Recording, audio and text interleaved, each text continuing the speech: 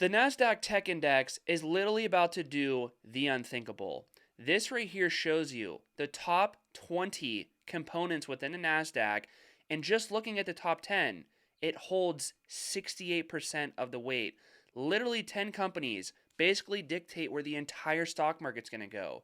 Because if the Nasdaq crashes, the S&P 500 is going to crash too, and most of your individual stocks are going to crash on top of that. So if we're an investor in the stock market right now, we sure as heck better know where the top 10 companies are probably going to go. We got to evaluate if they're a bubble, if the profits are growing, do we think the share price is going to go up? Because if we don't understand this, we shouldn't even take part in the stock market at all. So in this video, we're going to break it down. We're going to flow through 10 companies here. I'll probably throw in a few extra ones down here too, but we definitely have to understand the top 10, because if we don't, we're going to have major problems. And just look at this really quick. Nvidia at number one spot is literally 13.55% of the entire Nasdaq index. So while you might not think you care about Nvidia, you're kind of forced to care because it just carries so much weight of the index. So if we do a very quick breakdown on this company, earnings per share is clearly going up and to the right. Revenue is clearly going up and to the right. And you're getting all of that for a fair valuation level when the AI sector is doing very good right now. The hyperscalers are still buying a bunch of chips. Broadcom's doing okay, TSM is doing okay, AMD is doing okay. Basically, demand everywhere in the AI sector seems to be very strong, and it doesn't seem to feel like it's going to slow down anytime soon. So when you have really good numbers of EPS climbing, going up and to the right, and the stock isn't really doing anything, this is actually bullish for the index of the Nasdaq, because this stock is likely undervalued and it could carry the index even higher simply because the stock is cheaper than what it should be trading at. I feel like Nvidia right now is probably like a $240 stock. It's just a little underappreciated right now. But enough of Nvidia. We have to go to number 2, which is going to be Apple. Now, we all know that this is Berkshire Hathaway, Warren Buffett's number one stake of a company that they own. But they have been selling it recently, and there's a problem with Apple and why they've been selling it. Take a look at the earnings per share growth. Can't lie with you. It's pretty good earnings per share growth. Revenue growth isn't really that good at all, to be honest with you. It's basically flat. But the problem with Apple is that the valuation level is too hot. Basically 33 times trailing earnings, and the growth is okay, but it does not justify 33 times trailing earnings. I mean, again, we just looked at Nvidia. They're at 38 times earnings, and their growth is basically triple, more than triple, then 6x basically. So that's a problem with Apple right now, is that it's just too expensive of a company, and this is likely to drag the index down a little bit simply because there's just not as much upside left for Apple because it's already expensive to start. And the problem with this is that Apple carries a humongous weight not only in the Nasdaq, but the S&P 500 too. Nasdaq, it's 11.31%, and the S&P 500, it's almost at the top stop. So unfortunately, whether we love Apple or not, which I think it's a great company, it's just not at a good price, so that means it's not a good investment. Let's go to number 3, which is Microsoft, which carries 8.14% of the index weight. Very big weight, very important company. We'll do a very quick breakdown too. A lot of varies here. Earnings per share is clearly going up and to the right. Revenue going up and to the right. And you're getting all this for 24 times trailing earnings, and the stock is clearly on a pretty sharp dip right now. So here's the deal with Microsoft. I know I just broke this down in a previous video, but the thing that I didn't talk about with it is that we all know that there's a software stock apocalypse right now. If there's anything with software related to it, everybody is so worried that AI is going to come and crush your business. AI will come and crush some businesses, but I do feel like Microsoft is going to be insulated. So I view this dip right now with Microsoft as a buying opportunity. It's not a table pounder, but it is a buying opportunity, and I've definitely been allocating to it. We could talk about my $1.2 million account in a little bit, but I want to get through this list here first, just so we could get a lay of the land of where the overall stock market's at, because it matters so much. If we don't understand these 10 companies, we don't understand the stock market at all. So Microsoft is okay, and it carries a pretty big chunk of the Nasdaq. So Nvidia is good, Apple's bad, Microsoft is good. But now we got to go into number 4, which carries 7.57%. It's going to be the big bad Amazon. So AMZN, let's plug it up and pull it up right here. Revenue growth clearly going up and to the right. Earnings per share growth clearly going up and to the right, but kind of stalling out here a little bit. If we look at Q4 2025, they just did $1.95, but Q4 2024, it was $1.86. So not really too much quarter to quarter, year over year earnings per share growth. But if we look at it like a year to a year basis, they just had a bad quarter right here. If we look at this on a year to year basis, their earnings per share growth is still 30%, revenue growth still 12%, and you're getting all that for 33 times trailing earnings. So simply looking at Amazon, everyone's going to say, well, AI is going to make the business so much more efficient. They're going to have robots. They're going to have more streamlined workflows. They're going to have autonomous cars delivering packages. While all that is probably true, it's not true for this year, and it's not true for next year to really move the needle. Like, they already have a crap ton of robots. What more are they actually going to do in 2026 and 2027? Probably not that much, in my opinion. And when you look at the valuation level that it's trading at in relation to the growth, it doesn't really look that good. It looks like the stock is a little bit overvalued, in my opinion. And again, on top of that, Amazon is 7.57% at $238 per share at the time of recording this. I feel like this is probably like a $200 stock right now. I know I might catch a little bit of flack for that, but it's trading at a premium valuation. 33 times trailing earnings is just too high for something that's only growing revenue at 12% per year. It's just not justified. It's not enough. So unfortunately, Amazon is going to be bad. So good, bad, good, bad. I guess we have a trend right now. So Alphabet's going to be Google, so we'll do a double breakdown right here and see what's going on over there. We'll type in GOOG. There's GOG and GOGL. They're going to be the same breakdown of what we're going to say here. So here's the deal with this. We have earnings per share clearly going up and to the right, revenue growth clearly going up and to the right, and actually starting to accelerate. We know that Google's been spending a lot of money in CapEx on AI data center build out and AI capacity, and they are now starting to monetize that. So when they start to spend less in the future on that and then continue to monetize the investments that they made in the past, that's going to put more profits in the pockets of investors, and EPS will go up, earnings per share will climb. So when EPS climbs, the stock price will climb too. But did it climb too much? And before we even talk about that, we know that Berkshire Hathaway did allocate, Warren Buffett allocated to Google stock a few months ago, and actually last year, I'm sorry, and they allocated somewhere around this level over here, when it was roughly $150 per share. But right now it's double, but earnings per share is nowhere near double. So when they allocated to Google stock, the price earnings ratio level was somewhere around like 18. Right now it's almost at 30, and you're getting 34% earnings per share growth and 15% revenue growth. Now the problem with when you see a lot more earnings per share growth than revenue growth is that the company is becoming more efficient. Like, the company can only grow usually as fast as revenue growth grows in the long term. But in the short term, you could squeeze more efficiency, you could get more bang for your buck, and you could see profit margins increase a little bit and earnings per share will grow more than revenue growth. But at the end of the day, what I'm getting at here is that this is the ceiling. The revenue growth is going to be the ceiling in the long term for any company out there. If you're only growing revenue at 15% per year, it's going to be hard to sustainably grow your profits at more than 15% per year in the long term. Short term, sure, you could do it. You could become more efficient. You could spend less money, whatever. But in the long term, this is going to be the ceiling and it's going to be the cap for the most part. So the reason why I stress so much about earnings per share and profits, again, is because it dictates where stocks go. So we have to try to gauge where we think the profits are going to go and then get in at a good valuation level to a good company. And then we're likely to do okay in that company in the long term. So by looking at Google, I think that it's a little bit expensive. And I'm going to say that the fair value on this stock is going to be somewhere around $275 per share. So Google is going to be bad. Now, let's go into Broadcom, which is number 7. You can see there's a couple goods, but so far there's a little bit more bads out here. And by the way, Google, if we combine these together, it's almost 12% of the index. So it's actually number 2 up here, which, it's not good to have a number 2 that's that bad and a number 3 that would be that bad with Apple too. So let's check out Broadcom. Maybe Broadcom will be a little bit better. So AVGO, let's pull this bad boy up, and we'll see what's going on here. So Broadcom clearly has very good earnings per share growth. Revenue growth clearly is strong. But again, the revenue growth and earnings per share growth does not justify the price earnings ratio level. This stock is too expensive. It's almost too expensive by a factor of 50% in my opinion. So, it's a great company. The AI sector is definitely booming right now. But just think about this logically, guys. Like, let's use our heads right now.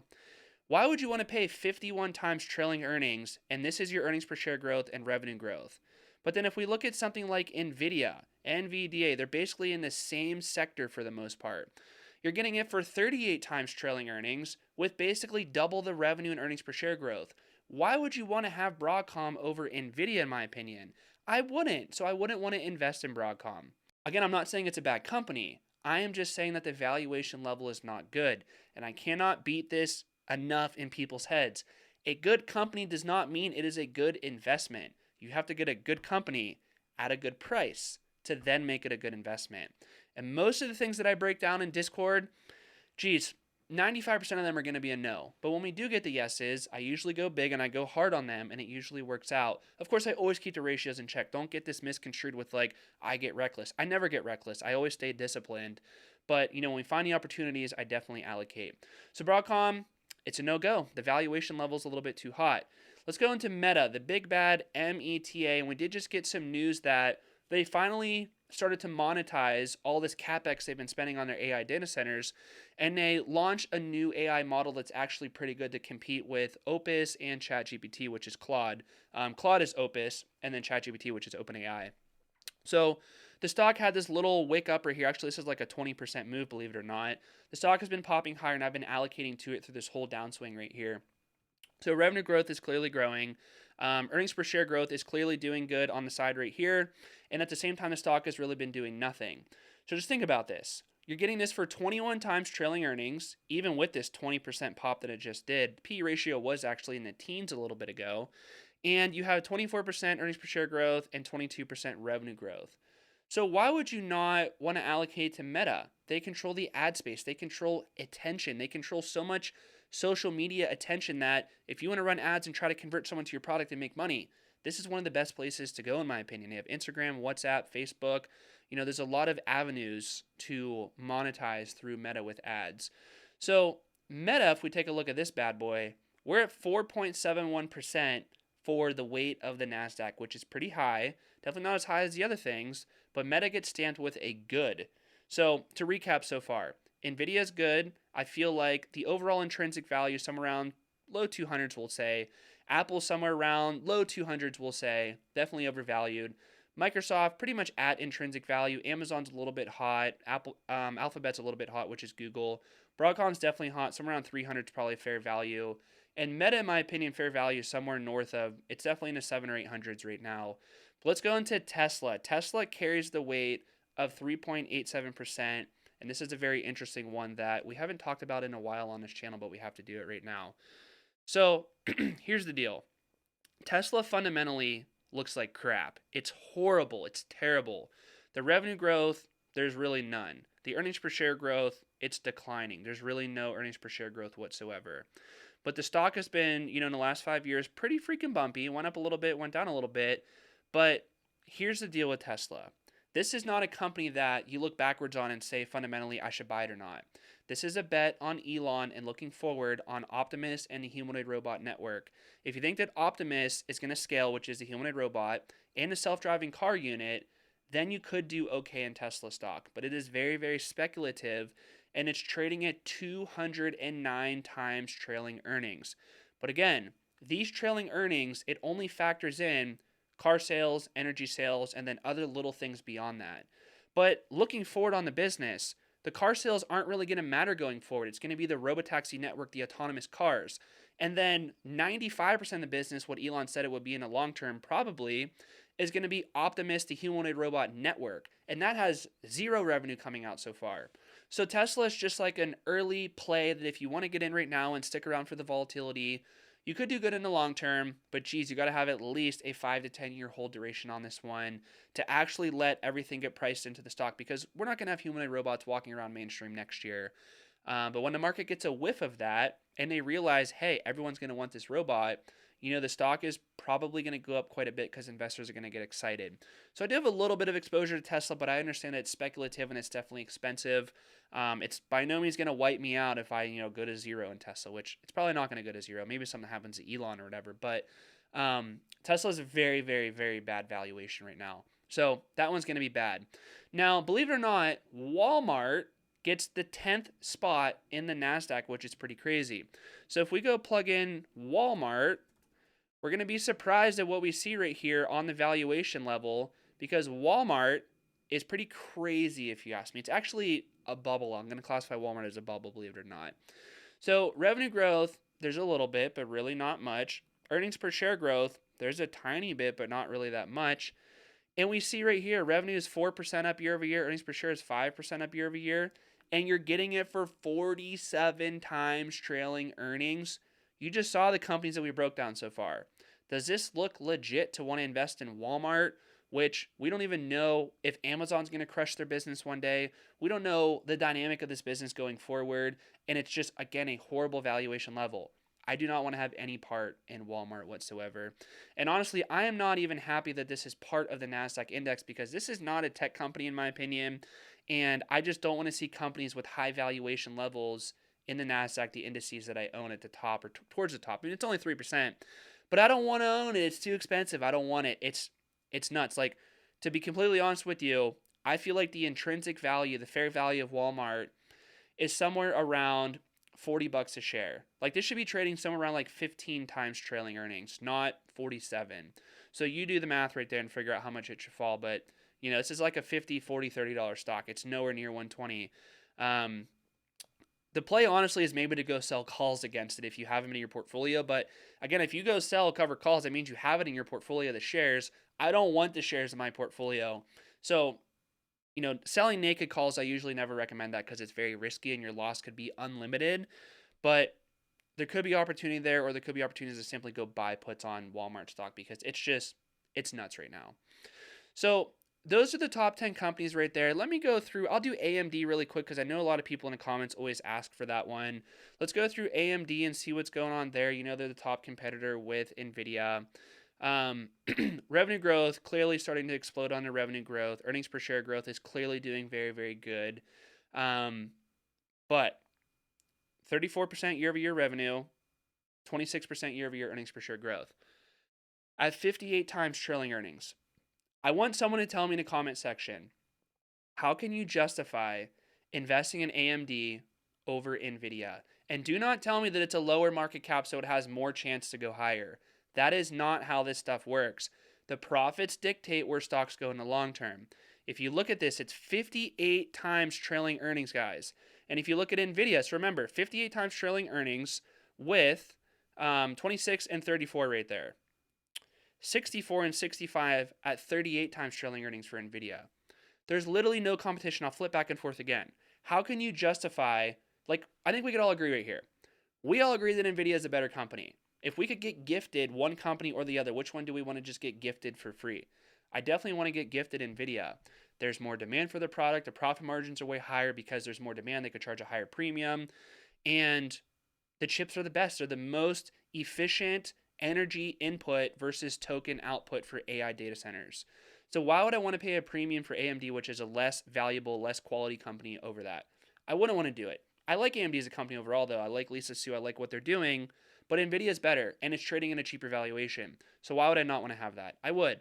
So that's all I'm going to do for this video. But overall, guys, like, this was a good overview here of the Nasdaq. There's some good things in it. There's some bad things in it. And at the end of the day, valuations overall, they're a little bit hot right now.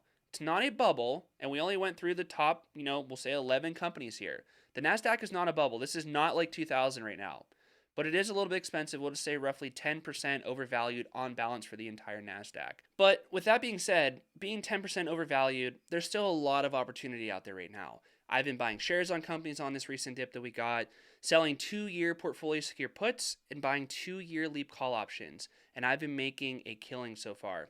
But understanding this high-level overview of how the Nasdaq is looking definitely is going to set the tide and dictate where the overall market goes going forward, which I do expect for the rest of 2026. It's going to be bumpy, but going into 2027, I think that we're going to see pretty explosive growth because we have this major AI tailwind behind us of a lot of hyperscalers, a lot of these big companies that we just broke down right here. They've been spending all this money on CapEx, which has been dragging down their earnings per share. And when they spend less on CapEx for AI data center chips, and then at the same time they start to monetize it like we're seeing Meta doing right now, it's a double bullish tailwind to push profits higher, and the stocks are going to follow that. So right now, it's a fair time to invest if you have a long-term time horizon. And with that being said, I'm going to wrap the video up here. Like, subscribe, hype, drop a comment, whatever you guys think. I love to read all the comments. I'll try to hit you guys back on all of them. But if you guys want to learn more about my option strategy and how I scaled to a $1.2 million account in just a few years without luck, without doing all the typical option strategies you guys see online that don't work, watch this video right here. It'll help you out a lot, and I'll see you guys there.